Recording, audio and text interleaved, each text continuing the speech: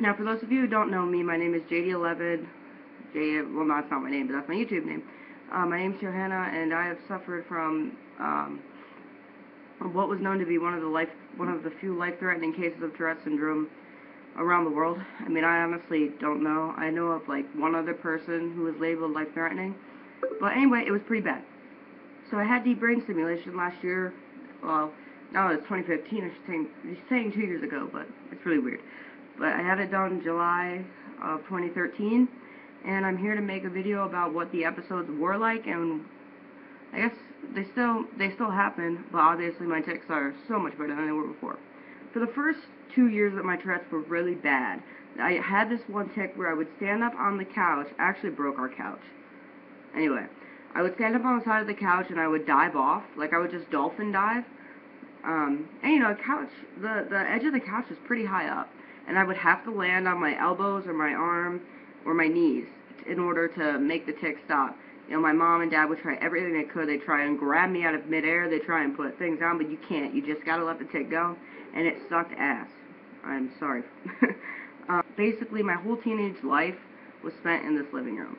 Now, I'm 20 now. I have DBS. I can do things on my own. Look, I'm home alone. That's big. But people would, you know, doctors would tell me to try and just, that was weird, would try and tell me just stop for a minute and then see if it helps anything. Well, how am I supposed to stop when I can't even suppress for a few seconds? Let me tell you the story about a lady at a restaurant. Now, there's this restaurant that we would always go to. It's literally right across the street from my house. But yeah, my dad took me with the little boy that we babysit. And the little boy that we babysit, oh my, he is a godsend. But anyway, we would go there because his mom worked there, and everybody knew me there. The whole staff knew me. Everybody, you know, knew what I was going through, and they would be the first people to stick up for me and say, look, she has Tourette's, she can't control it, what have you.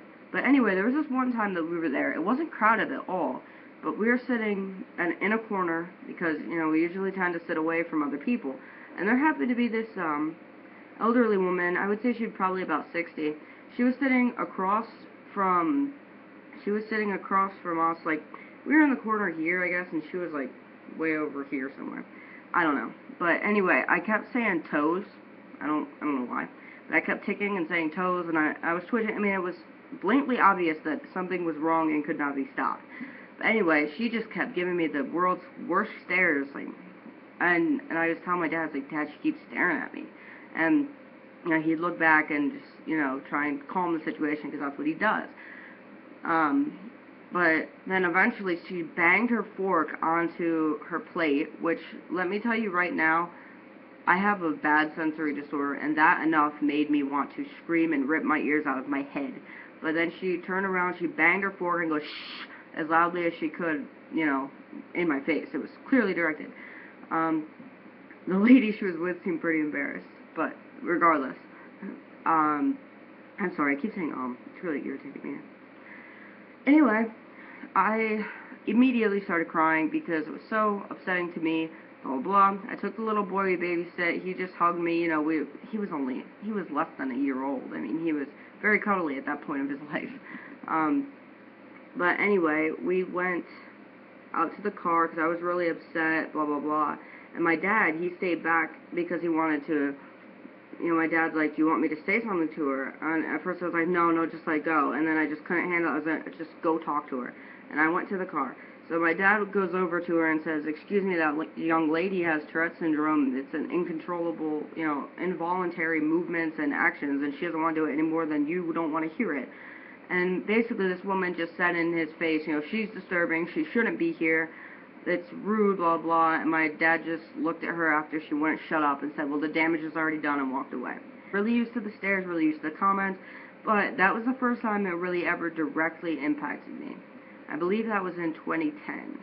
2010 or early 2011. But that was the first time it really hit me that, look, this, you know, I am disturbing to these people, and I don't know. Plenty of people were in disbelief.